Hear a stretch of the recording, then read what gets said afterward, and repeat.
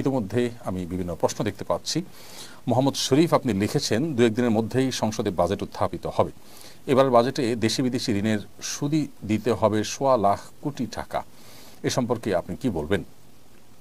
ভাই শরীফ, এ বিষয়ে আমরা এর আগেও একাধিকবার বলেছি, বাংলাদেশের সংখ্যাগরিষ্ঠ জনগণ যেহেতু মুসলিম এবং এদেশের মুসলমানরা অন্য যে কোনো বিষয়ের ক্ষেত্রে তাদের ত্রুটি বিচ্ছেদে যাই থাকুক না থাকুক, সুদ থেকে বাঁচার জন্য প্রত্যেকটা মানুষ কম বেশি চেষ্টা করে। যার কারণে আমরা দেখি যে কনভেনশনাল ব্যাংকগুলো পর্যন্ত ইসলামিক ব্যাংকিংয়ের উইং খুলতে বাধ্য হয়, কারণ মানুষ সুদকে ঘৃণা করে, সুদ থেকে বাঁচার চেষ্টা করে।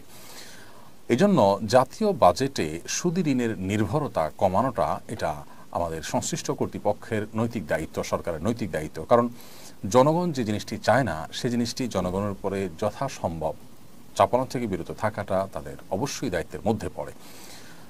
বিধায় আমাদের জাতীয় বাজেটে এই সুদি ঋণের নির্ভরতাটা কমাতে হবে, এবং সেটার জন্য আমরা এর আগে বলেছি যে সংশ্লিষ্ট বিষয় বিশেষজ্ঞরা তাদের মতামত দিবেন। আমরা আমাদের ক্ষুদ্র জ্ঞান থেকে, আমাদের একজন দেশের নাগরিক হিসাবে যে বক্তব্য আছে সেখান থেকে আমরা বলতে চাই যে বহু খাত আছে যে খাতগুলোতে আসলে কৃচ্ছতা সাধন করলে, অপচয় বন্ধ করলে আমাদের অনেকখানি সুদি ঋণের উপর নির্ভরতা কমানো যাবে। ধরা যাক যে আমাদের সরকারি কর্মকর্তাদের জন্য যে লাক্সারিয়াস গাড়িগুলো কেনা হয়, এই গাড়িগুলোর ম্যাক্সিমামই ঢাকার মধ্যে বা শহরের মধ্যেই চলাফেরা করে। এমনকি লং রুটেও যদি চলাফেরা করে সেখানে লাক্সারিয়াস গাড়ির প্রয়োজনীয়তা খুব বেশি আছে, যেটা কিন্তু নয়। কিন্তু চাইলে আমরা তুলনামূলক কম দামের গাড়ি দিয়ে পারপাস সার্ভ করতে পারি। এরকম সরকারি কাজে কি পরিমাণ অপচয়, অপব্যয় এবং এমন সব ব্যয় হয় যে ব্যয়গুলোকে চাইলে সংকোচন করা সম্ভব। শুধুমাত্র এভাবে সব জায়গায় যদি সংকোচন নীতি অবলম্বন করা হয়, তাহলে আমার মনে হয় যে সুদি ঋণের উপর নির্ভরতা অনেকাংশেই কমানো সম্ভবপর হবে। তাছাড়া এর জন্য দীর্ঘমেয়াদী পরিকল্পনাও করা দরকার, যে একটা সময় যেন সুদি ঋণের উপর নির্ভরতা সম্পূর্ণরূপে কমানো যায়। আল্লাহ রাব্বুল আলামিন সংশ্লিষ্টদেরকে সেই তৌফিক দান করুন। আমাদের সবাইকে প্রত্যেকের যার যার জায়গা থেকে সুদ থেকে মুক্ত থাকার জন্য আমাদের ব্যক্তিগত পর্যায়ে, রাষ্ট্রীয় পর্যায়ে যার যার জায়গা থেকে যার যার করণীয় আছে, সংশ্লিষ্ট সবাই যার যার দায়িত্বগুলো আমরা পালন করবো। আল্লাহ তাআলা আমাদেরকে তৌফিক দান করুন। মোহাম্মদ ফাহাদ আপনি লিখেছেন, সম্প্রতি ঢাকা একটি গোলটেবিল অনুষ্ঠিত হয়েছে, শিরোনাম আসুন মাসিক নিয়ে কথা বলি। একান্ত ব্যক্তিগত বিষয় নিয়ে এ ধরনের অনুষ্ঠানের আয়োজন সম্পর্কে আপনার মন্তব্য কি? এটা আমার মনে হয় অতি সম্প্রতি নয়, তবে সম্প্রতি এটা নিয়ে আলোচনা উঠেছে। তবে এ ধরনের অনুষ্ঠান প্রায় হয়ে থাকে আমাদের দেশের শিক্ষা প্রতিষ্ঠানগুলোতে সচেতনতার নাম দিয়ে মাসিক এবং এ জাতীয় বিষয়গুলোকে নিয়ে খোলামেলা আলাপ আলোচনা করার জন্য একটা শ্রেণী মানুষ আমাদের সাধারণ কিশোর কিশোরীদেরকে এবং শিক্ষার্থীদেরকে উদ্বুদ্ধ করছে। প্রশ্ন হলো যে মাসিকের মতো বিষয়কে খোলামেলা কেন আলাপ করতে হবে? তারা বলছেন ট্যাবু ভাঙবেন। এই ট্যাবু ভাঙতে হবে কেন? অর্থাৎ তথাকথিত ট্যাবু ভাঙার নামে আপনি মাসিকের মতো একান্ত ব্যক্তিগত এবং সিক্রেট পার্সোনাল বিষয়গুলোকে খোলামেলা আলোচনা কেন করছেন? আমরা অনেকেই হয়তো জানি না যে এই চক্র বিদেশি এনজিও এবং তাদের মদতদাতা, তাদের এদেশি এজেন্ট যারা আছে, তারা এই মাসিক নিয়ে আপনার আলাপসালাপ, প্যাড নিয়ে আলাপসালাপ, এই জাতীয় বিষয় নিয়ে আলাপসালাপ তারা স্কুলে খুল্লম খোলা করার জন্য তারা ক্যাম্পেইন করছে। এবং রীতিমতো আমাদের অনেকের কাছে এটা বেশ মানে গা শোয়া নয়, শুধুমাত্র অনেকে এটাকে অ্যাপ্রিসিয়েট করছি। আমরা মনে করছি যে কাজটা হয়তো ভালো। আমার প্রশ্ন হলো যে মানব ইতিহাসের শুরু থেকে আজও পর্যন্ত মেয়েদের যে মাসিক হয়ে থাকে, এই মাসিক নিয়ে খুল্লম খোলা আলাপ আলোচনা না হওয়ার কারণে কি ক্রাইসিস তৈরি হয়েছে, সমস্যাটা কি তৈরি হয়েছে? যদি বলেন যে কোথাও ক্রমে এ সম্পর্কে খুব বেশি খোলামেলা না হওয়ার কারণে বা না বলতে না পারার কারণে তার কোনো সমস্যা হয়েছে, তো সেটা রেশিও কতটুকু? আর এখন এটা নিয়ে খোলামেলা আলোচনা করার যে ফলশ্রুতি সেটা কি, সেটা দিনের আলোর মতো পরিষ্কার এবং কারোর সেটা বোধ হয় আর বলে বোঝানোর অপেক্ষা রাখে না। দেখুন, মানুষের স্বভাবজাত লজ্জা, লাজুকতা, এটা মানুষের অনেক বড় একটা সম্পদ। এটা যখন হারিয়ে ফেলে কোনো সমাজের মানুষ, তখন সে সমাজ থেকে মানুষ ভালো কিছু আশা করে না, সেখান থেকে কল্যাণের কোনো কিছু মানুষ পায় না। মাসিকের মতো পার্সোনাল বিষয় নিয়ে তো আলাপ আলোচনা করতে, মানুষ তো মলমূত্র ত্যাগ করে, সেটাও তো পার্সোনাল বিষয়। তো সেটা নিয়ে একেবারে খুল্লম খোলা গোল টেবিল বৈঠক করে আলোচনা করেন তো দেখি? নিশ্চয়ই সেটা আপনি আলোচনা ওইভাবে করবেন না। আজকাল এই ক্যাম্পেইন যারা করছে তারা এও বলছে যে বাবা ভাইকে মাসিকের প্যাড আনতে দেন এবং এটা গোপন করতে হবে কেন? আমার প্রশ্ন হলো যে গোপন করার মধ্যে সমস্যাটা কোন জায়গায়? আমাদের সমাজে এই মানে যুগ যুগ ধরে যে চলে আসছে এই বিষয়ে মানুষের স্বভাবজাত লাজুকতা, আর এটা তো লাজুকতার বিষয়, এটা এমন এক বিষয় যে এটা আসলে খোলামেলা আলোচনার বিষয় না। পশ্চিমা যে সংস্কৃতি, তা সেখানে আপনার মানুষের যৌন কর্মকেও তারা আজকাল ব্যক্তিগত কর্ম বা গোপন কর্ম তারা মানতে রাজি না। তো মলমূত্র ত্যাগ করার জন্য আর তাহলে এটা কি এখানেও আর ওয়াল দেওয়ার দরকার কি, গ্লাস লাগাই দেন, এটাকেও আর ব্যক্তিগত কাজ বলার দরকার কি? খুবই দুর্ভাগ্যজনক। এরা আমাদের সমাজের তরুণদের মধ্যে, কিশোরদের মধ্যে নির্লজ্জতাকে ছড়িয়ে দিতে চায়। এদের বিরুদ্ধে আমাদের সোচ্চার হতে হবে। এরা আমাদের সমাজে নানা মুখরোচক স্লোগান দিয়ে এ ধরনের ক্যাম্পেইন করছে এবং এই সমস্ত ক্যাম্পেইনের কুফল আমরা দেখতে পাচ্ছি। আজ আমাদের কিশোরদের যে ভয়াবহ দুরবস্থা, এর অন্যতম কারণ হলো তাদের এই স্বভাবজাত যে লাজুকতা, সেটাকে তারা তুলে দেওয়ার অপচেষ্টায় লিপ্ত আছে। এমডি মাসুম বাচ্চা লিখেছেন, কোনো সম্পদের নেশাব পরিমাণ মালিক হলে 1 বছর অতিবাহিত হওয়ার পর ওই সম্পদ যদি নেশাব পরিমাণ না থাকে তাহলে জাকাত দিতে হবে কিনা? সকল সম্পদকে 1 বছর অতিবাহিত হওয়া শর্ত? কোনো সম্পদ, কেউ যদি নেশাব পরিমাণ সম্পদের মালিক হয়েছে, এরপর মাঝখানে যদি কোনো সম্পদ এসে যুক্ত হয় তাহলে ওইটার আর 1 বছর অতিবাহিত হওয়া জরুরি নয়, বরং আগের যেই নেশাব আছে সেই নেশাবের সাথে যেটাই প্লাস হবে সেটা আগের নেশাবের যখন জাকাত দিবেন সেটার সাথে মাঝে প্লাস হওয়া সম্পদেরও জাকাত আপনি দিয়ে দিবেন। আব্দুল্লাহ আল জুবাইর আপনি লিখেছেন, ব্যাংক থেকে লোন নেওয়া হারাম, কিন্তু বিপদে পড়ে কেউ যদি নিয়ে ফেরে এ গুনাহের ক্ষমা কি হবে? কিভাবে তওবা করলে আল্লাহ তাআলা মাফ করবেন? ভাই আব্দুল্লাহ আল জুবাইর, সুদী ব্যাংকের লোন বা সুদী প্রতিষ্ঠান থেকে সুদভিত্তিক লোন নেওয়া হারাম।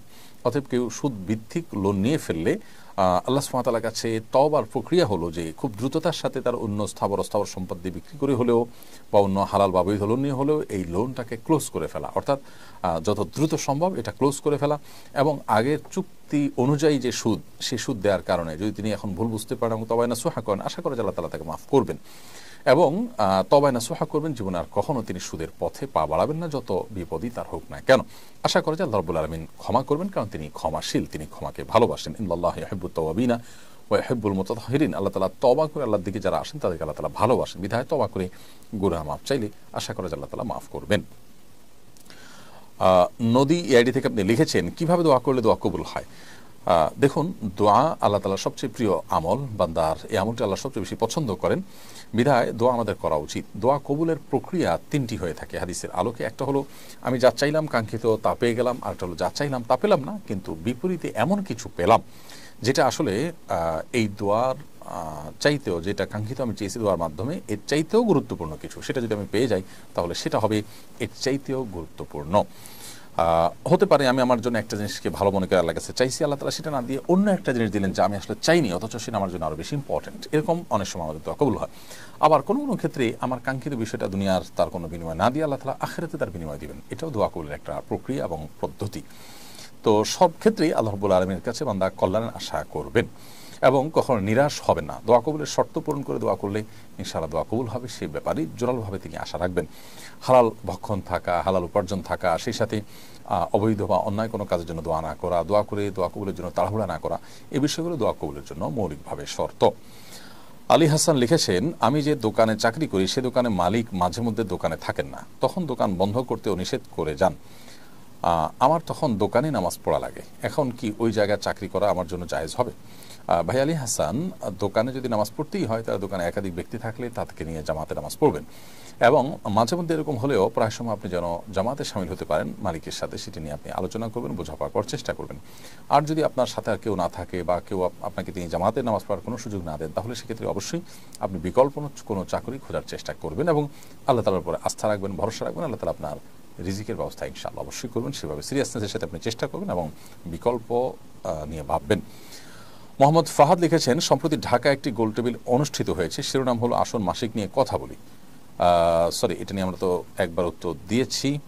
শামসুল ইসলাম আপনি লিখেছেন, আমার বয়স 35, আমি কোরআন হিফজ করতে চাই, আমি কিভাবে তা করতে উদ্যোগ নিতে পারি, পরামর্শ দিতে অনুরোধ করছি। ভাই শামসুল ইসলাম, 35 বছর বয়সে কেউ চাইলে কোরআন কারীম হিফজ করতে পারে।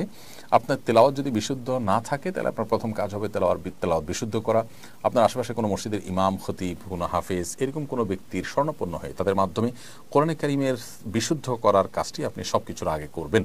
এর পাশাপাশি আপনি যদি সুযোগ পান তাহলে সেক্ষেত্রে আপনার দায়িত্ব হবে হেফজ শুরু করে দেওয়া।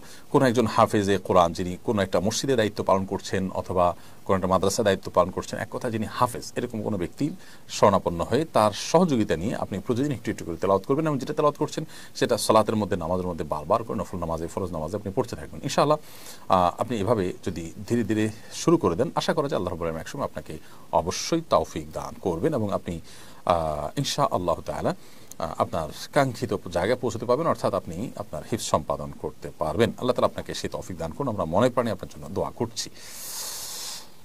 মুবাশশির আলী আপনি লিখেছেন, বর্তমানে অনেক আলেম বিয়ের সময় মেয়ের সামনে বসে কবুল পড়ায়, এটা কতটুকু ইসলাম সম্মত?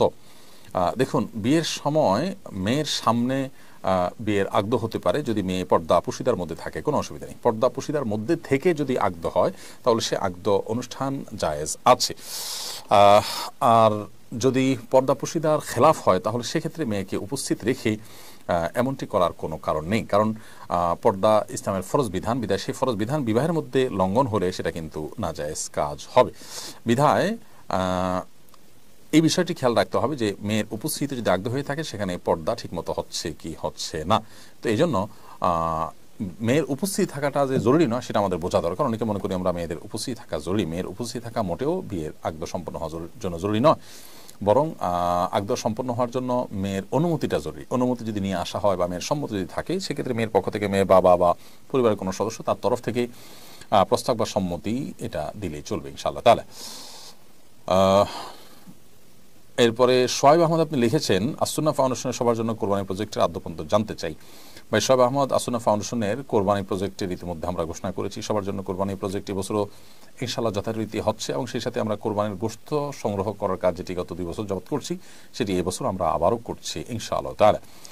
এই বছর কোরবানির একটা গরুর দাম 91,000 টাকা ধার্য হয়েছে, 7 ভাগের 1 ভাগ 13,000 টাকায় দেওয়া যাবে, আর ছাগলের দাম ধরা হয়েছে 15,000 টাকা। এবং বন্যা দুর্গত এলাকাগুলোকে এবার প্রাধান্য দিয়ে আমরা কোরবানির কাজ পরিচালনা করবো ইনশাআল্লাহ তাআলা। এবং কোরবানির জন্য আপনারা যারা আমাদের মাধ্যমে কোরবানি সম্পাদন করবেন, অনেক প্রবাসী লোক আছেন বা দেশে থাকা অনেকে আছেন যারা আমাদের মাধ্যমে কোরবানি করতে চান, আপনাদের কোরবানিটা আমরা করে গরিব দুঃখীদের মধ্যে যে গোশত বিতরণ করে দিব ইনশাআল্লাহ। প্রত্যেকের কোরবানির কার্ডটা কোথায় হচ্ছে আমরা আপনাদেরকে SMS এর মাধ্যমে ইনশাআল্লাহ তাআলা জানিয়ে দেওয়ার চেষ্টা করব। লুবনা ইসলাম লিখেছেন, আমি কাউকে অভিশাপ দিয়েছি, এখন করণীয় কি? আপনি কাউকে অভিশাপ দিয়ে থাকলে আল্লাহর কাছে তওবা করবেন, মাফ চাইবেন এবং তার জন্য বরং নেক দোয়া করবেন যাকে অভিশাপ দিয়েছেন, ইনশাআল্লাহ বিদিনে আল্লাহ তাআলা ক্ষমা করবেন। আল্লাহ রাব্বুল আলামিন কোরআন কারীমে বলেছেন যে মানুষ যে বদদোয়া দিয়ে থাকে আমরা এই জাতীয় বিষয়গুলো যদি আল্লাহর সাথে সাথে কবুল করতেন তাহলে মানুষ শেষ হয়ে যেত। ওয়ালাউ ইয়াজ্জালুল্লাহু শাররা ইসতাআজালাহুম বিল খায়র লাকুদিয়া ইলাইহিম আজালুহুম। মানুষের ভালো দোয়াগুলো আল্লাহ তাআলা যেরকম দ্রুততার সাথে কবুল করেন, মন্দ দোয়াগুলো যদি এরকম দ্রুততার সাথে কবুল হয়ে যেত তাহলে তাহলে মানুষ অনেক আগেই ধ্বংসপ্রাপ্ত হয়ে যেত। অতএব বোঝা গেল যে মানুষের ভালো দোয়াগুলোর মতো করে বদদোয়াগুলো আল্লাহ তার সাথে সাথে কবুল করেন না। বিশেষ করে বান্দা যখন তওবা করে ফিরে আসে তখন সেটির ক্ষতি থেকে আল্লাহ তাআলা বাঁচিয়ে দেন। সিজানুর রহমান আপনি লিখেছেন, আমি একজন স্টুডেন্ট, আমি পড়াশোনার চাপে মসজিদে গিয়ে নামাজ পড়তে পারি না। আলহামদুলিল্লাহ আমার তেলাওয়াত শুদ্ধ আছে, মত অবস্থায় রুমে নামাজ হবে কিনা দয়া করে জানাবেন। ভাই সিজানুর রহমান, আপনি ছাত্র মানুষ, পড়াশোনার চাপে যে মসজিদে গিয়ে সালাত আদায় করতে পারছেন না এবং আপনার তেলাওয়াত শুদ্ধ আছে, তো সেক্ষেত্রে আপনি রুমে কয়েকজনকে নিয়ে জামাতে নামাজ পড়তে পারেন প্রয়োজনে, কিন্তু একাকী নামাজ পড়বেন না। পড়াশোনার চাপ এটা যেরকম আপনি নিচ্ছেন ঠিক একইভাবে সালাতে জামাতের সাথে সালাত আদায়ের চাপও আপনার নেওয়ার মানসিকতা থাকতে হবে। যদি সেটা না হয় তাহলে সেক্ষেত্রে বুঝতে হবে যে আপনার দিনদারিতার মধ্যে ঘাটতি আছে, দিনদারিতার মধ্যে কমতি আছে, বিধায় আপনাকে যে কোনো মূল্যে জামাতের সালাত আদায়ের পরে গুরুত্ব আরোপ করতে হবে। হৃদয় আহমেদ আপনি লিখেছেন, তাহাজ্জুদ নামাজ এবং ফজরের নামাজ একসাথে পড়া যাবে কিনা? তাহাজ্জুদের ওয়াক্ত এবং ফজর ওয়াক্ত তো ভিন্ন ভিন্ন, অতএব একসাথে কীভাবে পড়বেন? তবে এভাবে হতে পারে যে ফজরের ওয়াক্ত শুরু হয়েছে, তার 5 মিনিট আগে আপনি তাহাজ্জুদ পড়ে শেষ করলেন, 5 মিনিট বিরতি দিয়ে আজান হয়ে গেল, তারপরে আপনি ফজরের নামাজ পড়ে ফেললেন। এইভাবে একসাথে বলতে এইভাবে আপনি পড়তে পারেন, তবে অবশ্যই পুরুষ মানুষ জামাতের সাথে আদায় করতে হবে ফজরের নামাজ। ওয়ালিউল্লাহ মেজবা লিখেছেন, জায়গার সংকট থাকলে 30-40 বছর পুরানো কবরের উপরে ঘর তোলা যাবে কিনা, এর বিধান কি? যদি কবরের লাশ মাটির সাথে মিশে যায় এবং বিকল্প কোনো জায়গা না থাকে, কেউ নিরুপায় হয়, তাহলে সেক্ষেত্রে কবরের উপরে রাস্তাঘাট করা বা ঘরবাড়ি করাকে অনেক ওলামা ইকরাম জায়েজ বলেছেন, যদি অনেক ওলামা ইকরাম সেটাকে সর্বাবস্থায় কবরস্থানের পর কোনো স্থাপনা করাকে মাকরুহ বলেছেন। আহ, তাসনিম জাহান ফাহিমা আপনি লিখেছেন, আমার মায়ের কোনো সঞ্চয় নেই, কিন্তু ওনার বাবার বাড়ি থেকে কিছু জমি পেয়েছেন, এই অবস্থায় কি আমার মায়ের হজ ফরজ? বোন তাসনিম, আপনার মায়ের কোনো সঞ্চয় যেহেতু নেই, অতএব বাবার বাড়ি থেকে যে জমি পেয়েছেন সেই জমির উপার্জনের উপরে তিনি যদি নির্ভর থাকেন অথবা তার ফসলের উপর নির্ভর থাকেন, তাহলে সেক্ষেত্রে তার সেই জমি বিক্রি করে তার জাকাতও দিতে হবে না, হজও করতে হবে না। আর যদি ওই জমির উপরে নির্ভরতা তার করতে না হয়, বরং এটা এমনিতেই পড়ে থাকে, তাহলে সেক্ষেত্রে এই জমি বিক্রি করে হজ করার মতো সুযোগ থাকলে তিনি হজ করবেন। একজন নারীর হজ করার জন্য দুজন লোকের হজের টাকা লাগে, মাহরাম এবং তার নিজের, সেরকম টাকা যদি হয় টাকা এগুলা বিক্রি করে তাহলে তাকে হজ করতে হবে। আর জাকাতের বিষয়টা হলো যে ল্যান্ড যদি বিক্রির উদ্দেশ্যে না থাকে, জাস্ট পড়ে আসে অ্যাজ এ অ্যাসেট অথবা ফসল উৎপাদন করছেন, তাহলে ল্যান্ডের ভ্যালুর উপরে জাকাত আবশ্যক হয় না।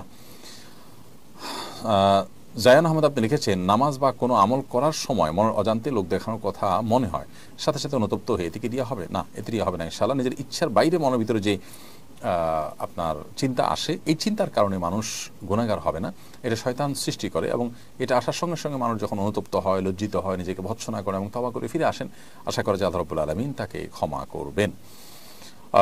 মামুন বিল্লাহ আপনি লিখেছেন, প্রাকৃতিক দুর্যোগ এলেই কেউ একে আল্লাহর গজব সাব্যস্ত করেন, অথচ এতে অনেক আলেম ওলামাও মারা যান, আসলে কি এসব আল্লাহর গজব? আমরা এর আগে বিভিন্ন সময় বলেছি যে প্রাকৃতিক দুর্যোগ মানেই আল্লাহর গজব মনে করাটা এটা আমাদের জ্ঞানের স্বল্পতার কারণে আমরা করে থাকি। মূলত প্রাকৃতিক দুর্যোগ এটি কখনো কখনো আল্লাহ তাআলার তরফ থেকে বান্দার জন্য পরীক্ষা হিসাবে থাকে, কখনো কখনো এটি আল্লাহ তাআলা দিয়ে থাকেন বান্দার সবর এবং মর্যাদার মাধ্যমে তার মর্যাদা বৃদ্ধি করবার জন্য, আবার কখনো কখনো মানুষের কৃতকর্মের ফসল স্বরূপ দিয়ে থাকেন। অতএব এটাকে সর্বাবস্থায় আপনার গণহারে আল্লাহ তাআলার পক্ষ থেকে আযাব বা গজব হিসাবে আখ্যায়িত করা এটা মোটেই দায়িত্বশীলতার পরিচয় নয়। শাহিনা আফরোজ নিশি লিখেছেন, আমার এক বোন তার প্রবাসী স্বামীকে তালাক দিয়ে একই দিনে প্রেমিককে বিয়ে করে, তার এই বিয়ে এবং তালাক বৈধ হয়েছে কিনা, না হলে করণীয় কি, তা আর এই মেয়ে যদি তার ভুল বুঝে পূর্বের স্বামীর কাছে ফেরত যেতে চায়, যেতে পারবে কিনা, পারলে কি করতে হবে? বোন শাহিনা, প্রথম কথা হলো যে এই ধরনের প্রশ্নের উত্তর কোনো আলেমের সাথে সরাসরি সাক্ষাৎ করে ডিটেল লিখে তারপরে নেওয়ার চেষ্টা করতে হবে, কারণ এখানে অনেকগুলো পাল্টা প্রশ্নের ব্যাপার আছে যে প্রশ্নগুলো আপনাকে আমি করতে পারছি না এখানে। অতএব আমি অনুরোধ করব যে কোনো একটা ফতোয়া বিভাগে কোনো বড় কোনো মাদ্রাসায় কোনো মুফতি থাকলে তার সাথে ফেস টু ফেস আপনি বিস্তারিত জানিয়ে তারপরে এই সমস্যার সমাধান নেওয়ার চেষ্টা করবেন। বিশেষ করে তিনি কি তালাক দিয়েছেন কিভাবে, একজন স্ত্রী তো তার স্বামীকে তালাক দিতে পারেন না, তাহলে তার প্রক্রিয়াটা কি ছিল, অর্পিত তালাকের ছিল কিনা, অর্পিত তালাকের শর্ত পাওয়া গেছে কিনা, অনেকগুলো ব্যাপার স্যাপার থাকবে। তবে মৌলিকভাবে একটু বলে রাখি যে একজন স্বামীর সাথে কোনো নারীর যদি বৈধ ডিভোর্সও হয়, এখানে আদৌ বৈধ ডিভোর্স হয়েছে কিনা আমরা জানি না, যদি বৈধ ডিভোর্স হয়েও থাকে তারপরও তিনি সাথে সাথে আরেকটি বিয়ে করলে পরবর্তী বিয়েটা অবৈধ হয়, সে বিয়ে বাতিল এবং সে বিয়ে গ্রহণযোগ্য নয়। আর পূর্বের স্বামীর কাছে ফিরে যাওয়াটা নির্ভর করবে যে তালাক তার কোন পর্যায়ে আছে, তিনি কোন পর্যায়ে তালাক দিয়েছেন, সেটা আদৌ তালাক হয়েছে কিনা, হলে কয় তালাক হয়েছে, এগুলোর উপর নির্ভর করবে। বিধায় এই বিষয়ে আমি আসলে উত্তর দিতে পারছি না আপনাকে। সাবির হোসেন লিজেন আপনি লিখেছেন, না বুঝে ওয়াদা করে ওয়াদা ভঙ্গ করলে কোনো ক্ষতি হবে কিনা?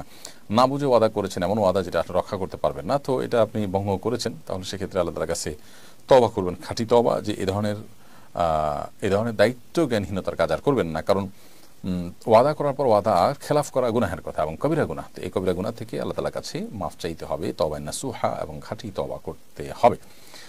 এরপর প্রশ্ন হলো, আমি একটি হিন্দু সম্প্রদায়ের মেয়ে, আমি ইসলাম ধর্মকে বিশ্বাস করি এবং আল্লাহর ইবাদত করতে চাই, এখন আমি যদি প্রকাশ্যে ইসলাম ধর্ম গ্রহণ করি তাহলে আমার পরিবার আমাকে ত্যাগ করবে, এমন অবস্থায় আমার কি করা উচিত, আমার পরামর্শ চাই। ধন্যবাদ বোন, আল্লাহ তাআলা আপনাকে হেদায়েতের পথে আসার তৌফিক দান করুন, আমরা আপনার জন্য মনে প্রাণে দোয়া করছি। আর আপনার প্রশ্নের উত্তর হলো যে আপনি যখন ইসলাম ধর্মের সত্যতা বিশ্বাস করেন মনে প্রাণে এবং আল্লাহর ইবাদত আপনি করতে চাচ্ছেন, তাহলে সেক্ষেত্রে আপনার সৎ সাহস থাকতে হবে। প্রকাশ্যে ইসলাম এর কথা বললে পরিবার আপনাকে ত্যাগ করবে, সেজন্য নতুন মুসলিমদের সাপোর্ট করে এরকম প্রতিষ্ঠানগুলোর সাথে যোগাযোগ করে আপনি আপনার করণীয় ঠিক করবেন, এবং একজন প্রাপ্তবয়স্ক মানুষ হিসাবে আপনার সে রাইট এবং অধিকার কিন্তু আছে। বিধায় দিন বা ইসলাম গ্রহণ করার পর নানা রকম কোনটা সময় পরিস্থিতির মুখোমুখি আমাদেরকে হতে হবে, সে বিষয়গুলো মাথায় রেখেই কিন্তু আমরা অগ্রসর হতে হবে। বিকজ সাহাবীদের কথা যদি আমরা বলি, ইসলামের ইতিহাসের প্রথম জিজ্ঞার সোনালী মানব যারা ছিলেন তাদের কথা যদি বলি, তারা ইসলাম গ্রহণ করার ফলে নানা রকমের বাধা বিপত্তির মুখোমুখি হয়েছেন, এরপরও তারা কিন্তু ইসলাম থেকে পিছপা হননি। শুভ শোভানা এআইডি থেকে আপনি লিখেছেন, নাপাক কাপড় পরিধান করে অজু করলে অজু হবে কিনা? নাপাক কাপড় পরিধান করে যদি কেউ অজু করেন, অজু হয়ে যাবে, কারণ অজুর সাথে আসলে এটা সম্পর্ক নয়। তবে পরনে থাকা কাপড় নাপাক থাকলে যত দ্রুত সম্ভব সেটাকে পরিবর্তন করা কিংবা ধোয়া উচিত। বাট এই অবস্থায় যদি অজু করেন কেউ, অজু হয়ে যাবে, অজু হওয়া না হওয়ার সাথে এটা সম্পর্ক নয়। তবে হ্যাঁ, নাপাক কাপড় শরীরে লাগার কারণে যে অংশে নাপাক লেগেছে সেই অংশটা ধুয়ে তাকে নামাজ পড়তে হবে। নাজিমুদ্দিন আপনি লিখেছেন, ঘূর্ণিঝড় রিমালের সময় অনেক মৃত বন্য প্রাণী ভেসে যেতে দেখা যায়, অনেক মৃত হরিণও দেখা গেছে, এসব হরিণের চামড়া ছাড়িয়ে ব্যবহার করা যাবে কিনা? খুবই সুন্দর একটি প্রশ্ন। আপনার প্রশ্ন উত্তর হলো যে অবশ্যই এই হরিণের চামড়া ছাড়িয়ে আমরা ব্যবহার করতে পারবো। কোনো প্রাণী যদি মারাও যায়, জবে করা না হয়, তারপরও সেই প্রাণীর চামড়া ছিলে এরপরে সেই চামড়া যথারীতি আপনার প্রসেস করে এটাকে ব্যবহার করতে চেষ্টা করা যাবে। মৃত প্রাণীর গোশত খাওয়া যাবে না, কিন্তু চামড়া ছাড়িয়ে সেটির ব্যবহার করা ঠিকই জায়েজ আছে। বিপি রুবায়দ আহমদ আপনি লিখেছেন, আমরা জানি সন্তানের বেহেশত মায়ের পায়ের নিচে, আবার এটাও শুনি স্ত্রীর বেহেশত স্বামীর পায়ের নিচে, এটা তো পরস্পর বিরোধী। মহিলাদের বেহেশত একই সঙ্গে স্বামী এবং মায়ের পায়ের নিচে কিভাবে হতে পারে? দেখুন, জান্নাতের ব্যাপারে মায়ের আনুগত্য বাবার আনুগত্যের মধ্যে জান্নাত নিহিত রয়েছে, এই মর্মে বর্ণনা রয়েছে। এবং স্বামীর পায়ের নিচে স্ত্রীর বেহেশত এরকম কোনো বর্ণনা আছে বলে আমার জানা নেই যে স্বামীর পায়ের নিচে স্ত্রীর বেহেশত। বরং সর্বাবস্থায় মা বাবা তাদের আনুগত্যের মধ্যে জান্নাত নিহিত রয়েছে। তবে হ্যাঁ, একজন নারী তিনি বিবাহের পর অবশ্যই তার স্বামীর আনুগত্য করবেন, বৈধ নির্দেশগুলো তিনি মেনে চলবেন, সেটি ভিন্নতর বিষয়। বদরুদ্দিন আপনি লিখেছেন, একজন গায়ক সম্প্রতি বলেছেন গানের মাধ্যমে উপার্জিত অর্থ হারাম, হারাম খাওয়া উচিত নয় বলে তিনি সেসব দিয়ে খাবার কেনেন না, এগুলো দিয়ে বাড়ি বানিয়েছেন। খাবার কেনেন ব্যবসার টাকা দিয়ে, হারাম টাকা দিয়ে বাড়ি বানানোর বিষয়টা সম্পর্কে ইসলাম কি বলে? ভাই বদরুদ্দিন, যে গায়ক এটি বলেছেন তিনি সম্ভবত ইসলামের এই নির্দেশনাটা বুঝতে ভুল করেছেন।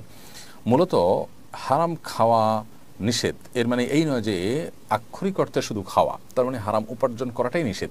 উপার্জন করে আপনি সেটাতে বাড়ি কিনলেন নাকি পোশাক কিনলেন না খাবার খেলেন না কি করলেন সেটা ইস্যু নয়। হারাম উপার্জন করতে আল্লাহ তাআলা আমাদেরকে নিষেধ করেছেন। আর খাওয়া কথাটি মোটা দাগে বোঝানো হয়েছে, এর উদ্দেশ্য শুধুমাত্র আক্ষরিক অর্থে খাওয়াটাই নিষেধ আর বাকি কাজ অনুমোদিত, ব্যাপারটা কিন্তু সেরকম নয়।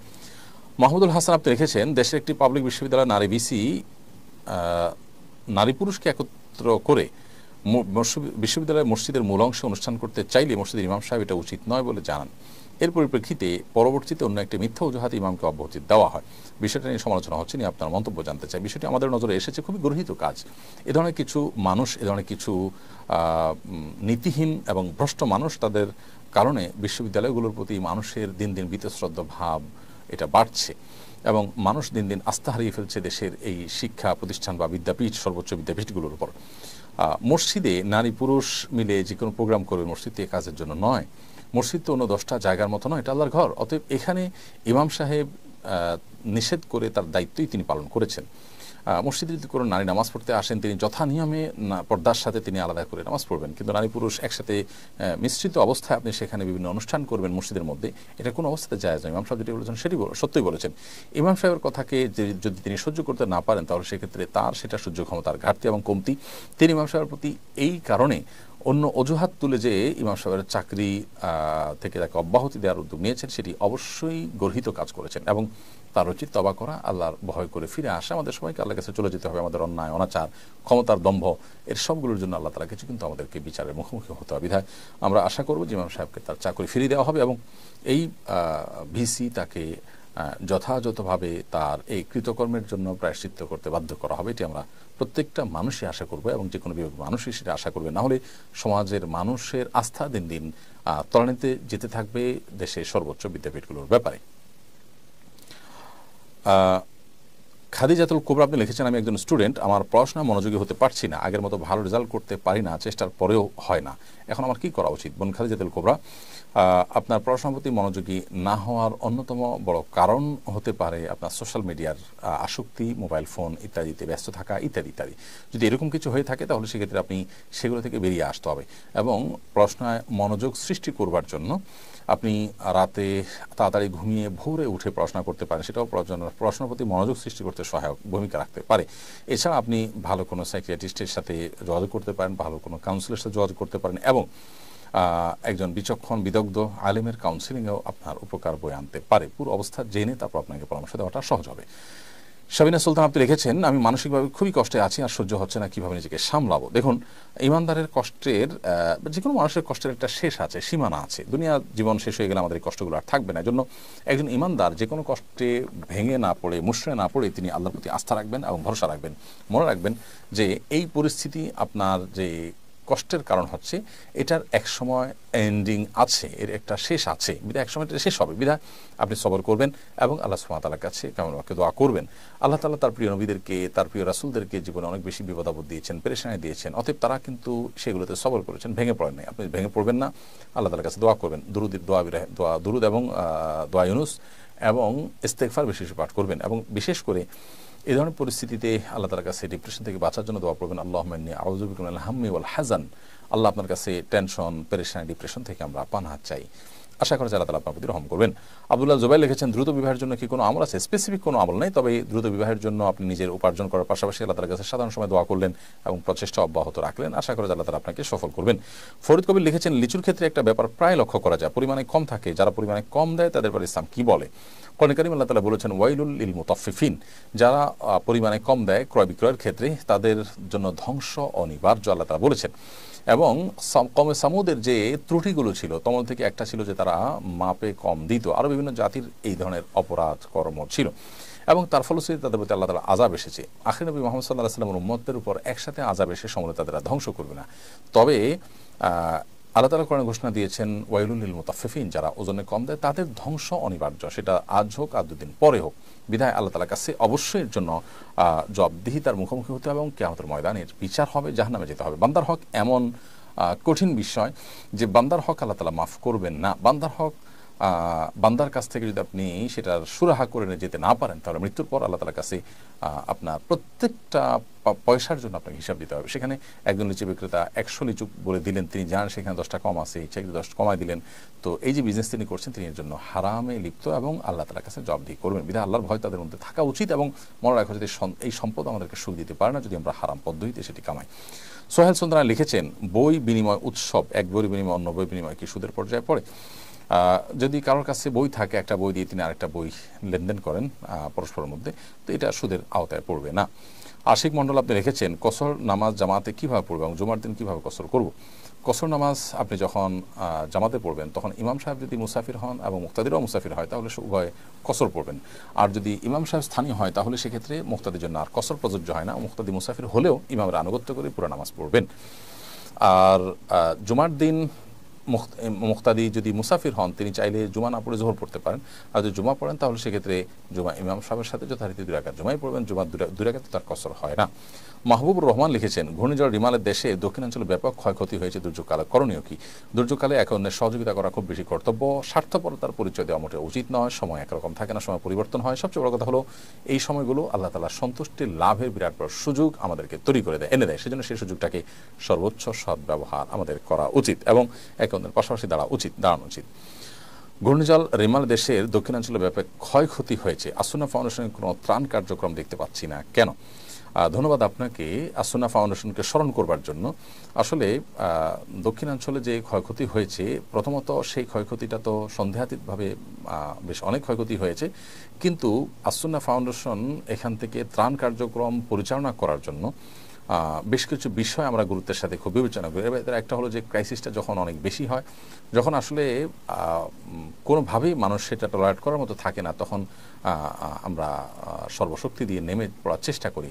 এখন দক্ষিণাঞ্চলে যে অবস্থা হচ্ছে, সেটা অবশ্যই অনেক ক্ষয়ক্ষতি, কিন্তু দক্ষিণাঞ্চলে এমনিতে অনেক সময় বন্যা হয়, নদীমাতৃক এলাকা, সেখানে বন্যার সাথে মানুষ কিছুটা হলেও তাদের জানাশোনা আছে এবং এগুলো মোকাবেলা করার মতো পরিস্থিতি তাদের আছে। তারপরও সেখানে সহযোগিতা প্রয়োজন।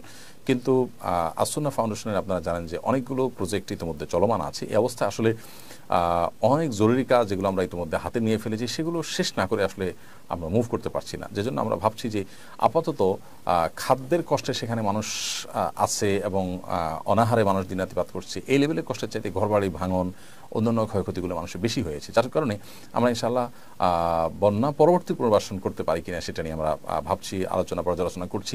এবং সেই সাথে কোরবানির যে প্রজেক্ট আমাদের আছে, ইনশাআল্লাহ কোরবানির প্রজেক্টটাকে আমরা এই ঘূর্ণিঝড় দুর্গত এলাকাগুলোতে বিশেষ প্রায়োরিটি দিয়ে আমরা সম্পাদন করার চেষ্টা করব ইনশাআল্লাহ তাআলা। সৌরভ ইসলাম সাজিদ লিখেছেন, ছোট একটা চাকরি করে বিয়ে করতে চাই, তবে মনের ভিতর নানা রকম দ্বিধাদ্বন্দ্ব আছে, এ বিষয়ে কিছু বলবেন? ভাই সৌরভ ইসলাম সাজিদ, আল্লাহ তালা আপনার মনের বাসনা পূরণ করুক, আমরা দোয়া করি, এবং আপনার বিবাহের যে প্রয়োজন সেটা আল্লাহ তালা পূরণ করার তৌফিক দান করুন। আমার মনে হয় আপনি কোনো আলেমের সাথে সরাসরি সাক্ষাৎ করে আপনার বিষয়টা সম্পর্কে আপনি জানার চেষ্টা করেন এবং সুরাহা করার চেষ্টা করেন, তাহলে ইনশাআল্লাহ বিদিনা আশা করা যায় যে আপনি আপনার সমস্যার সমাধান করতে পারবেন। আব্দুল আল কাফি লিখেছেন, দুর্যোগের মুহূর্তকেও অনেকে উদযাপন করে। ঘূর্ণিঝড় রিমালের সময়ও ফেসবুকে অনেকে খিচুড়ি খাওয়ার পোস্ট করেছে, কেউ কেউ তো রিমাল দেখতে কক্সবাজারেই চলে গেছেন। বিষয়টা কীভাবে দেখেন? দেখুন, আমরা খুব ভয়ঙ্কর একটা সময় পার করছি। আমার মনে হয় যে আজকাল যে কোনো বিষয় নিয়ে উৎসব করার বা যে কোনো বিষয়কে উদযাপন করার একটা মানসিকতা আমাদের মধ্যে তৈরি হয়েছে। এটা ভোগবাদ এবং বস্তুবাদ এই সমাজে ঝেঁকে বসার কারণেই হয়েছে। একজন ইমানদার তিনি পরকালে বিশ্বাসী হওয়ার কারণে তিনি ভোগবাদে গা ভাসাতে পারেন না, তিনি এই ধরনের উন্মাদনা তিনি করতে পারেন না। দুর্যোগ দুর্বিপাকে, বিশেষ করে ঘূর্ণিঝড়, প্লাবন, তুফান, এই সমস্ত পরিস্থিতিতে, ঝড় বৃষ্টি, এই সমস্ত পরিস্থিতিতে প্রান্তিক জনগোষ্ঠীর মানুষের অনেক কষ্ট হয়। তাদের কথা একজন বিবেকবান মানুষের মাথায় আসবে এবং তাদের জন্য কিছুটা করার চিন্তা করবেন। এর বাইরে সেই সময়টাতে ফুর্তি করা, আমি ঝড়ের মধ্যে বরং অনেক বেশি ফুর্তি করছি, আনন্দে আছি, আমি গোশ পোলাও খাচ্ছি বা খিচুড়ি খাচ্ছি, এই বিষয়গুলো সোশ্যাল মিডিয়াতে শেয়ার করা ইত্যাদি করা, এটা হলো দায়িত্ব জ্ঞানহীনতার পরিচয়। মানুষ যে এখন স্বার্থান্ত হয়ে গেছে, মানুষ যে তার আশপাশ নিয়ে ভাবার সুযোগ পর্যন্ত নেই, শুধুমাত্র নিজের সুখটুকুই দেখছে, এরকম একটা ভয়ঙ্কর পরিস্থিতি আমরা দেখতে পাচ্ছি। এবং ধর্মীয় শিক্ষা, নৈতিক শিক্ষা সর্বত্র এটাকে দূরে সরিয়ে দেওয়ার কারণে কিন্তু এই পরিস্থিতি তৈরি হয়েছে। বিধায় আমাদের উচিত হবে আল্লাহর কাছে তওবা করা, ইস্তেগফার করা এবং এই জাতীয় পরিস্থিতিতে আল্লাহর দিকে মনোনিবেশ করা, ফুর্তি করা নয়। এসে আকবর লিখেছেন, তাহাজ্জুদের আগে কি বিতরের নামাজ পড়া যাবে? তাহাজ্জুদের আগে বিতরের নামাজ পড়বেন না, বিতরের নামাজ হবে শেষ নামাজ। নবী সাল্লাল্লাহু আলাইহি ওয়াসাল্লাম বলেছেন যে আখিরু সালাতিকুম বিল্লাইলি বিতরাতুন, রাতের শেষ নামাজ হবে তোমাদের বিতির। তবে কোনো কারণে যদি বিতরের নামাজকে আপনি রাতের শেষ নামাজ না করে আগে বিতর পড়ে ফেলেছেন, পরে সুযোগ পেয়েছেন বিতর পড়া, সেটা জায়েজ আছে। মনি বিনতে হোসেন লিখেছেন, বদনজর লেগেছে কিনা কিভাবে বুঝবো? এটা রাখিরা ভালো বলতে পারবে, বিশেষ করে সোশ্যাল মিডিয়াতে রুকিয়ার অ্যাপগুলো থেকে আপনারা সহযোগিতা নিতে পারেন। রোমানা কবির লিখেছেন, আমার ভাগ্নি 10 বছর 1 মাস 13 দিন বয়সে ইন্তেকাল করেছে। সে হিজাব করতো, কোরআন পড়তে পারতো এবং নামাজ শেখানো হচ্ছিল, ওর জন্য দোয়া কামনা করছি। অবশ্যই আপনার ভাগ্নির জন্য দোয়া করছি, আল্লাহ তাআলা তাকে জান্নাতুল ফেরদাউসের মেহমান হিসেবে কবুল করুন। মমিন খান লিখেছেন, সন্তান জন্ম হওয়ার পর যদি আজান দেওয়া না হয় পরবর্তী করণীয় কি? আর পরবর্তীতে বিশেষ কোনো করণীয় যদি আজান দেওয়া মিস হয়ে থাকে তবে আজান দেওয়াটা মুস্তাহাব, না দিলে যে গুনাহ হবে এটা সেরকম না। নীলুফা জামি আপনি লিখেছেন, রিজিক নিয়ে খুব পেরেশানিতে আছি, পরামর্শ কামনা করছি। রিজিক নিয়ে পেরেশানি এই জন্য হয় যে রিজিক সম্পর্কে আমাদের ধারণা নাই, যে এটি আল্লাহ তাআলার জিম্মায়। আমরা চেষ্টা করব আমাদের দায়িত্ব এবং কর্তব্যের অংশ হিসেবে, বাকি রিজিক দেওয়ার মালিক আল্লাহ তাআলা। আল্লাহ তাআলা কখনো পরীক্ষা করেন, কখনো কষ্ট দেন, কখনো মানুষকে সুসময় দেন। সেই পরিস্থিতিগুলোতে আল্লাহ তাআলার উপরে পরিপূর্ণ আস্থা আমাদের থাকতে হবে। তাবাসসুম কিয়া লিখেছেন, আমার শ্বাসের সমস্যা, আমি সব সময় উজু করতে পারি না, এক্ষেত্রে আমি কি তায়াম্মুম করতে পারবো? শ্বাসের সমস্যা হলে পানি দ্বারা যদি উজু করতে আপনি না পারেন তাহলে সেক্ষেত্রে তায়াম্মুম করতে পারবেন। যদি গরম পানি দিয়ে ব্যবহার করতে পারেন তাহলে গরম পানি দিয়ে করবেন, যদি গরম পানিও করা না যায় তাহলে সেক্ষেত্রে নিরুপায় হলে আপনি তায়াম্মুম করতে পারবেন। এমডি 9 খান লিখেছেন, সুদখোরের বাগানের ফল খাওয়া যাবে কিনা? যে ব্যক্তি সুদখোর, তার বাগানের ফল এটা যদি তার সুদের উপার্জন থেকে না আসে, সুদী ইনভেস্টমেন্ট থেকে না আসে, তাহলে সেটা খাওয়া যেতে পারে। ফারজানা রোমা লিখেছেন, নামাজ পড়া অবস্থা যদি মাসিক হয় তাহলে করণীয় কি? নামাজ পড়া অবস্থা মাসিক হলে নামাজ ছেড়ে দিবেন এবং মাসিকের যে বিধিবিধান আছে সেটা প্রযোজ্য হবে। আশফিক আহমদ লিখেছেন, ঘরের দরজার সামনে একটি গাছ ছিল, গাছটি মারা গেছে কিন্তু কাটা হয়নি। অনেকে বলে এই গাছের ছত্রছায়া অমঙ্গল এবং কুলক্ষণ, আসলে কি সত্য? এটা একেবারেই কুসংস্কার, এটাকে অমঙ্গল বা অলক্ষণ কুলক্ষণ মনে করাটা বরং গুনাহের কথা। কামরুল হাসান লিখেছেন, যদি রাতে স্বপ্নদোষ হয় আর আমি না বুঝতে পেরে গোসল ছাড়াই ফজর নামাজ পড়ি তাহলে কি আমার নামাজ হবে কিনা? আপনি না জেনে না বুঝে যেটা করে থাকেন পরবর্তীতে সে নামাজ কাজা করবেন, কারণ তার এই নামাজ হয়নি। মুবাশশারা বিনতে আবুল কাসেম লিখেছেন, বাবা মাকে কীভাবে দিনের পথে আনার জন্য নসিহা করব? নিজে নরমে বোঝাবেন এবং তাদের উপযোগী বই পুস্তক বা ওয়াজ নসিহত তাদেরকে শোনাবেন, পড়াবেন, অথবা অন্য কাউকে দিয়ে বোঝাবেন এবং শেষে আল্লাহর কাছে দোয়া অব্যাহত রাখবেন। ইনশাআল্লাহ বিদিন আপনার এই বহুমুখী প্রচেষ্টা দ্বারা আশা করে যে আল্লাহ রাব্বুল আলামিন আপনার মা বাবাকে, আপনার প্যারেন্টসকে হেদায়েত দান করবেন।